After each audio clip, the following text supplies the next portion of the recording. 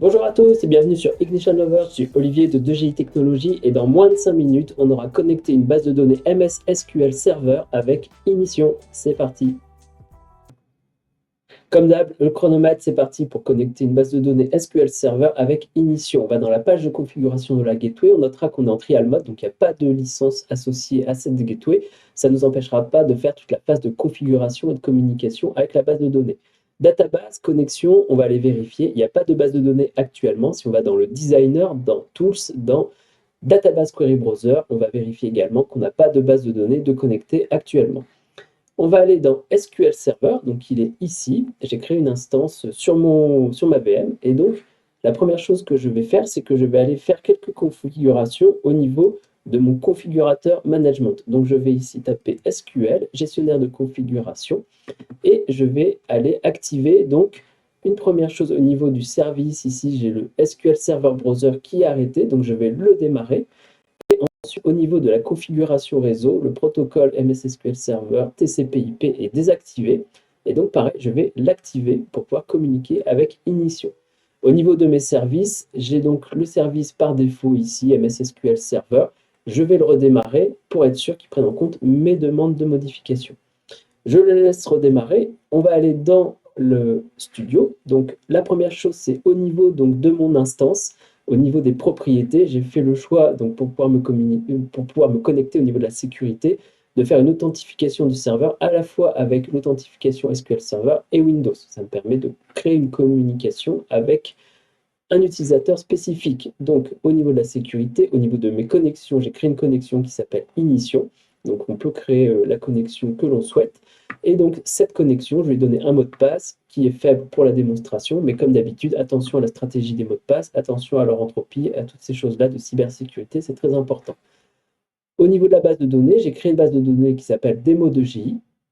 Cette Démo2GI, pour pouvoir y accéder, au niveau de la sécurité, j'ai créé un utilisateur que j'ai appelé Ignition. Et cet utilisateur, je lui ai dit d'utiliser comme communication pour se connecter la connexion Ignition, celle que je viens de créer juste avant.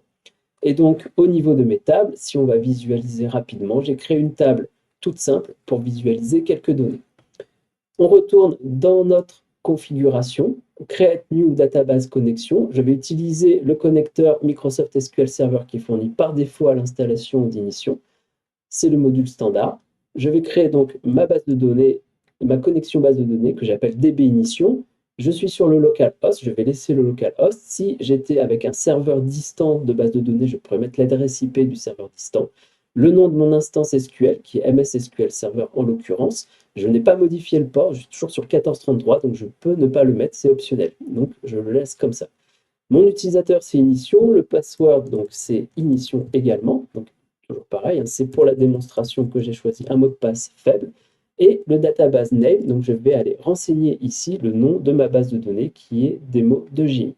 Une fois que c'est fait, je fais Create New Connection et tout de suite notre database Ignition avec le connecteur, le translator SQL et ma connexion qui est valide. On peut aller vérifier au niveau du status également dans les connexions bases de données.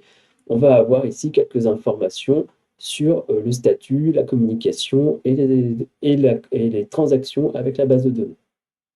Si on retourne cette fois-ci au niveau du designer, je retourne dans mes tools, je vais dans mon database query browser.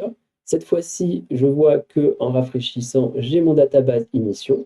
Et si je double-clique, je vois donc la structure et je peux faire execute et retrouver mes données ici.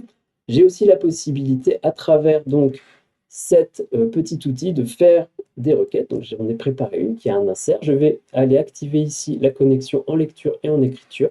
Et une fois que j'ai fait ça, je fais execute et on voit qu'il y a eu une ligne qui a été affectée. Si je reclique ici, select, hop, j'ai bien donc ma donnée qui s'est insérée avec un auto-incrémente et ma donnée ici sur mon data. Voilà, on a connecté donc la base de données SQL Server à Ignition et tout ça, on l'a fait en un peu plus de 4 minutes, donc c'est très bien. Merci d'avoir regardé la vidéo, c'était Olivier de 2GI Technologies, société experte en informatique industrielle. 2GI Technologies est intégrateur en France et en Europe et l'entreprise est certifiée intégrateur premier, le plus haut niveau de certification du logiciel Ignition par l'éditeur Inductive Automation. À bientôt sur Ignition Lovers.